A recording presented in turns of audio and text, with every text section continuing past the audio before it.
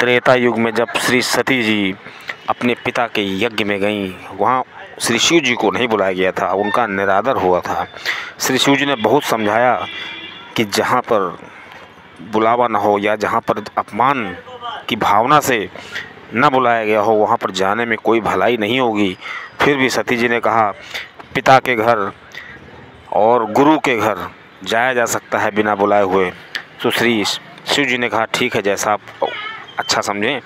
लेकिन श्री शिव जी ने अपने 2 गण साथ में भेज दिए थे, और उधर दक्ष जी ने सबको मना कर दिया था कि अगर सती आए तो उससे कोई बोलना नहीं। श्री तुलसी बाबा लिखते हैं, दक्ष त्रास काहू न सम्मानी, मतलब दक्ष जी के इशारे से किसी ने श्री सती जी का सम्मान नहीं किया। यहाँ तक कि उनकी बहनों ने भी बहुत तेज़ हंसा, लेकिन माता ने, श्री सती जी की जो माता जी मैना जी थी, उन्होंने बहुत ही सम्मान किया। तो श्री सती जी ने अपनी माता से आज्ञा लेकर कहा, आपकी आज्ञा हो तो मैं यज्ञ का एक चक्कर लगा लूँ, परिक्रमा कर लूँ। जब सती जी यज्ञ की परिक्रमा करने गई तो उन्होंने देखा कि श्री शिव जी के लिए कोई स्थान नहीं छोड़ा गया था, और श्री शिव जी का यहाँ पर अपमान भी हुआ था।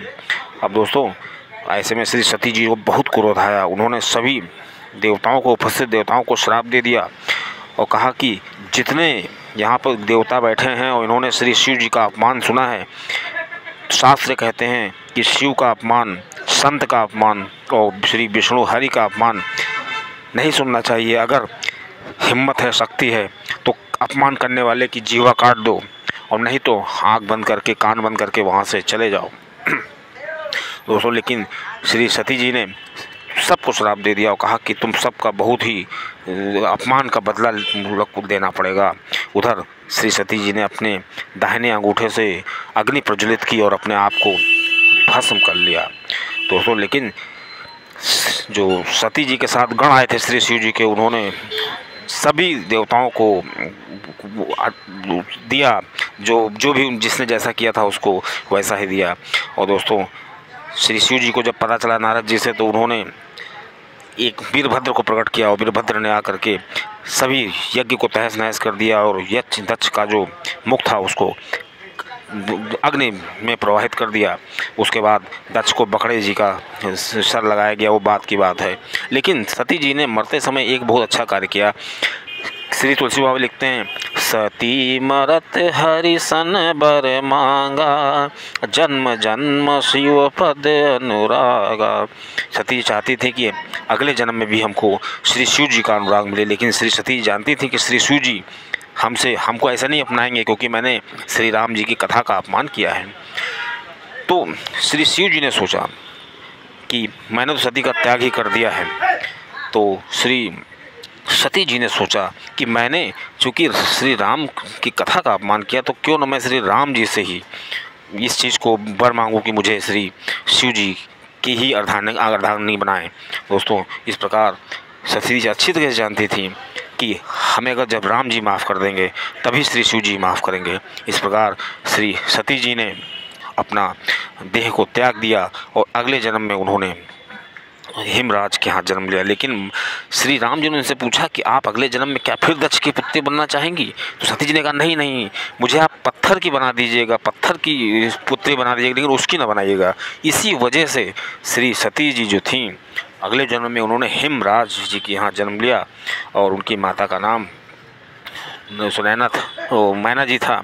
दोस्तों, इस बार वहाँ पर आते हैं नारद जी, तो नारद जी से उनके पिताजी कहते हैं कि मेरी पुत्री का हाथ देखो।